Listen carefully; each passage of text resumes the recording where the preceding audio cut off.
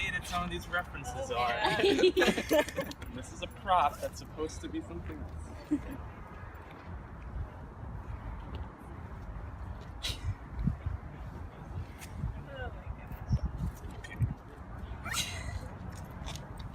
Should I be down Karen, here? you should just go That's a good view back there. Is it nice? Okay.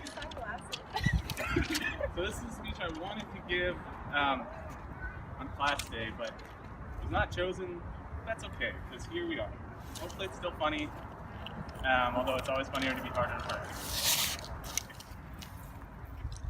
Hello, class of 2011, friends, family, professors, Princeton community, the Shields, and of course, the Princeton chapter of the Blue Lagoon Fan Club. Before I begin the speech, I want to address a pretty big problem. Now, one of the most enjoyable parts of reunions is sharing a beer with classmates, reminiscing about years past, and speculating on years to come. Unfortunately, I was not able to partake in this tradition. No, not because I forgot to pick up my wristband, and not because I was too busy drinking the good stuff with the old garden Forbes, but because I'm not yet 21. That's right, I will graduate from Princeton at the tender age of 20. So, I would like to take advantage of the uncensorability of live speeches, the inability of P-safe segues to get up on this platform, which I wouldn't stand, and the capabilities of our appropriately named beer jackets to make up for reunions right now. Now, being under 21, and with the eating clubs all either not serving alcohol or only serving it only to people over 21, I can never remember which, I've never had a beer. But 1,200 soon-to-be Princeton graduates can't be wrong, so I figured I'd go with the tried and true beast. People drink this so often, it has to be good, right? So allow me to enjoy my reunion's beer with all of you. That was available in my mom's house, so bear with me. Chug. Oh, Ginger ale. that's what that tastes like? This beer is supposedly Milwaukee's best? How could this taste be the best that any non-zero number of people could produce? Did they have a citywide brewing competition that only one guy showed up to? No. Yeah, it's kind of growing on me. Ms. Shields? President Tillman, can I? No? Okay. Okay, now I can begin. Class of 2011, while I'm up here, there are a few things I've wanted to say to all of you for a long time. First, as we just witnessed at the parade, I hate to be the one to say this, but the word 11 does not fit into the Olay cheer. Olay is 2 syllables. 11 is 3. At least 07, which is 3 syllables, starts with the O sound. We have nothing here. But do not fear. My time in the computer science department has helped me come up with a solution. We can chant our year in base 16, also known as hex. That sounds pretty good. O-X-O-B, O-X-O-B, O-X-O-B. Yeah, okay, all right, right on next time, good.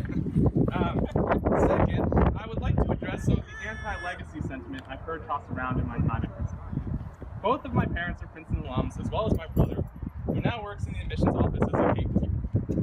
In my time here, I've heard a bit of griping about legacy students, how we had an unfair advantage in the admissions process. But I want each of you to look to your left.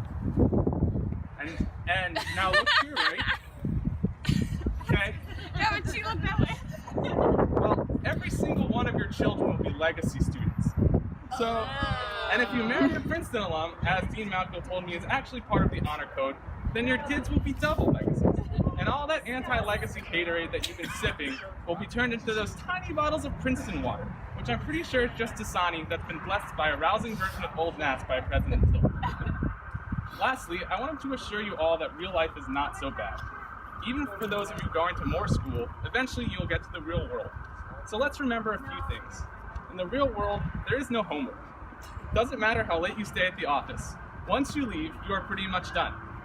When you're at home, eating leftovers and watching episodes of Teen Mom on Mega Video, that was a more topical reference 5 years ago, you can't feel guilty that you aren't working on your econ problem set. In the real world, there may not be Hoagie Haven, but there is Chipotle. One of the main criteria me when choosing a job was the distance from the office to the nearest Chipotle. And consequently, my job next year is 2.2 miles from a Chipotle, which I'm pretty sure is closer than some freshmen to their dining room. Still accurate. In the real world, you don't get 10 free condoms a day, but you also never have to eat candy out of a hybrid candy/condom bowl that your RCA has created as the most awkward method for distributing both. In the real world, you get to choose what size your bed is, shower without flip-flops on, eat popcorn that isn't kettle corn, prop your doors, and take the most efficient route to Starbucks instead of walking around Fitzrandolph. What Princeton does have that real life maybe doesn't have is the ability to make you feel the most incredible range of emotions. I don't think I've ever felt less intelligent than when my first Math 215 lecture ended with the professor saying, with the rest of the class nodding in agreement, and as you can clearly see, 1 + 1 = 0. Class dismissed. I don't think there was an ever more accomplished feeling than working on a coast program until the wee hours of the morning, and then doing a celebratory dance, fist pump, and come on! When running the test script simply prints out a new line, indicating success. I don't think the net happiness of our campus has ever been higher than when that shot at Yale of the Harvard game, it was 5 years ago, fell gracefully through the hoop, reveling both in our team's victory and the sudden silence and sadness of the entire Harvard student body. Tomorrow, with just a single step out through those gates, Princeton will make you feel an incredible sense of both accomplishment and nostalgia. And, true to every Princetonian's desire to return to Nassau Hall, the procession leads out through the gate and then takes the first turn to get us right back to campus. And lastly, despite graduating more than 5 years ago at this point, I don't know how long the honor code follows you after graduation, but I don't want to take any chances. And if Dean Malkiel is to be believed, there's one more thing that I have to do. Carol? Yes! Oh, so far away.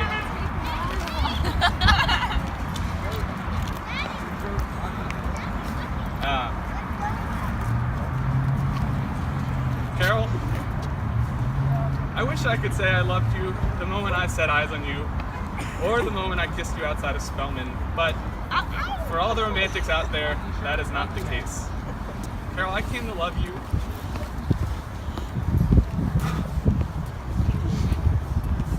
as I realized what an incredible and caring person you are as we managed a Skype-based summer apart and a dessert-based summer together. And now in 2017, 2 more years apart, 6 months living in a closet without a door, and 3 years together. To Carol's family, who might watch this, I guess, thank you for producing such a beautiful, selfless, loving young woman. And to Carol, I love you. And nothing would make me happier than to spend the rest of my life with you.